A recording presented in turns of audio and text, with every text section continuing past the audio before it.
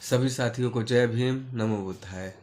आज 3 जनवरी 2024 है। आज हमारे लिए बड़ा गर्व का दिन है, क्योंकि आज ही के दिन एक ऐसी शख्सियत का जन्म हुआ जिन्हें हम नारी सशक्तिकरण की प्रतिमूर्ति, नारी उद्धार की प्रतिमूर्ति एवं नारियों में ज्ञान की ज्योति जलाने वाली देवी के रूप में जानते हैं। उस ऐसी महान शख्सियत का नाम है माता सावित्रीबाई फुले। माता सावित्रीबाई फुले का जन्म 3 जनवरी 1831 को महाराष्ट्र में हुआ था और वो एक माली समुदाय से आती थी।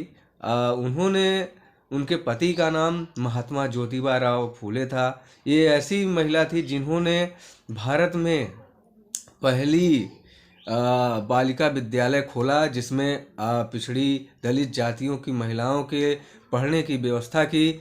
इसके साथ उनका योगदान एक ऐसी और शख्सियत का भी रहा है, उनका नाम है फातिमा शेख।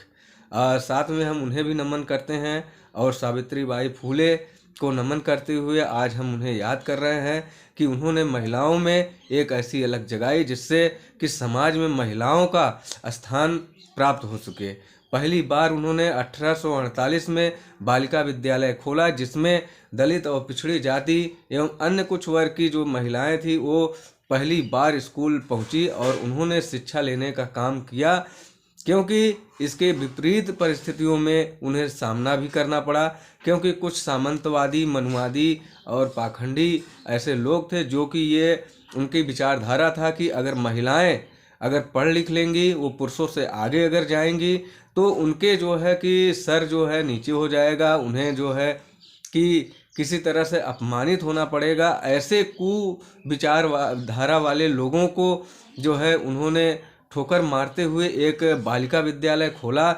जिसमें समस्त वर्ग की महिलाओं के लिए उन्होंने शिक्षा की व्यवस्था की। आज अगर इस देश में नारी सशक्तिकरण की अगर व्यवस्था है तो वो सीख हमें जो है कि माता सावित्रीबाई फुले की वजह से मिली है। महिलाएं आज अगर पुरुषों के साथ कंधे से कंधा मिला के अगर चल रही हैं शिक्षा जगत के क्षेत्र में, तो उसमें सबसे महत्वपूर्ण योगदान माता सावित्रीबाई फुले का रहा है। उन्होंने अगर उस समय जब महिलाओं को पढ़ने लिखने का अधिकार नहीं था, जब महिलाएं घर से निकल नहीं सकती थी, कोई शिक्षा प्राप्त नहीं कर सकती थी, उस समय माता सावित्रीबाई फुले ने महिलाओं के लिए पहली बालिका विद्यालय खोला, जिसमें महिलाएं पढ़ने के लिए स्कूल गई और वहां से उनके सशक्तिकरण की शुरुआत हुई।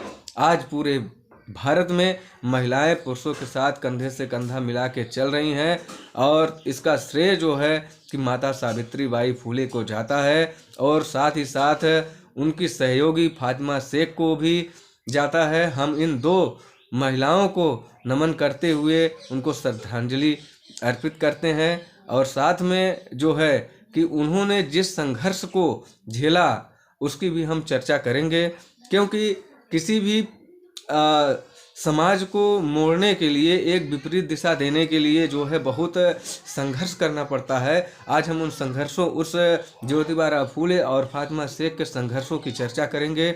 वो चर्चा ये है कि जब माता सावित्रीबाई फुले ने अपने पति ज्योतिबा राव फुले के सहयोग से एक विद्यालय खोलने की कोशिश की, तो तमाम सामंतवादी, मनुवादी, पाखंडी व्यवस्था के लोगों ने इसका बहुत ही विरोध किया, लेकिन उस समय किसी ने उन्हें स्थान नहीं दिया। लेकिन हमारी एक ऐसी शख्सियत, मुस्लिम महिला जिसका नाम था फातिमा शेख, उन्होंने अपने घर में स्कूल की व्यवस्था की, जहाँ पे माता सावित्रीबाई फुले महिलाओं के पढ़ाने के लिए जाती थी। वो वहाँ की प्रधानाध्यापिका बनी और महिलाओं को शिक्षा देने का काम किया। जब वो घर से निकलती थी तो कुछ ऐसे दुष्ट प्रकृति के लोग थे और उसमें साथ में कुछ उच्च वर्ग की महिलाएं भी थीं, जो उन पे कीचड़, पत्थर और गोबर फेंकती थी कि ये महिलाओं को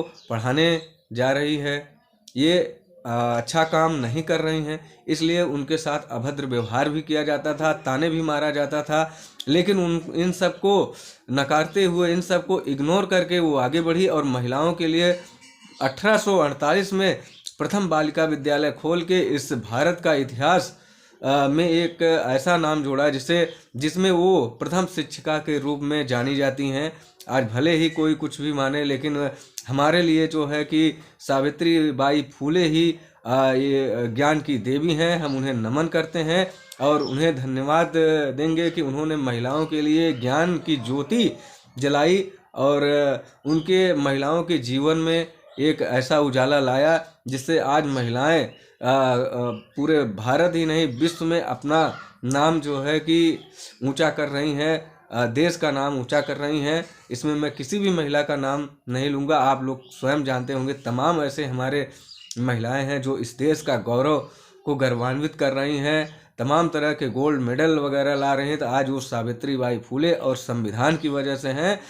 बाबा साहब अम्बेडकर एक बात कहते थे कि मैं उस देश का, किसी भी देश का विकास मैं तब आंकता हूँ जब किसी भी देश की महिलाएं कितना सशक्त हैं, कितनी पढ़ी लिखी हैं, उनके विकास से ही मैं किसी भी देश का विकास जो है कि आकलन करता हूँ। तो ये भी सच है कि जिस घर में अगर महिलाएं रहती हैं तो वो दो घर को जो है कि सम्मान दिलाती हैं। एक तो ससुराल, पहला मायका, दूसरा ससुराल को भी वो सम्मान दिलाती हैं। इसी जो है कि आज एक बात और भी है जो मेरे मन में है, वो भी मैं आज चर्चा करूंगा। क्योंकि इस देश में जो है कि हम देख रहे हैं कि अगर आज ज्योतिबा राव फूले, साहू, पेरियार, ललित सिंह यादव, जगदेव बाबू कुशवाहा और तमाम ऐसे महापुरुष हैं, अगर आज इस देश में जिंदा हैं और उनकी विचारधारा ये जिंदा है, तो वो देखने को मिलता है कि केवल एससी समाज के समुदायों के द्वारा ही आज वो इस भारत में उनकी विचारधारा जिंदा है। क्योंकि हमने देखा पिछले कुछ सालों पहले जब बहन कुमारी मायावती की सरकार थी तो उन्होंने अमरोहा जिला, जहाँ पे जो है कि माली और सैनी समाज के ज़्यादा जनसंख्या थी, उस नाम जो अमरोहा था उसका नाम बदल के उन्होंने ज्योतिबा राव फूले किया। जैसे ही अखिलेश यादव की सरकार आई और उन्होंने फिर ज्योतिबा राव फूले नगर को बदल के फिर अमरोहा कर दिया। इससे तो यह प्रतीत होता है कि पिछड़े जाति के लोग ही पिछड़ों के दुश्मन बने हुए हैं। हालांकि बाद में उन्हें समझ में आया होगा, लेकिन वो अलग बात है। लेकिन ये है इस देश में अगर बहुजन समाज के लोग जिंदा हैं तो जो है उनकी विचारधारा जिंदा है। तो सिर्फ एससी समुदाय के लोगों में, उसमें भी कुछ खास तरह के लोग हैं, उसमें मैं नाम नहीं लूँगा। और इसी के साथ मैं उन माता सावित्री बाई फूले और फातिमा शेख को नमन करते हुए सभी साथियों को जय भीम, नमो बुद्धाय।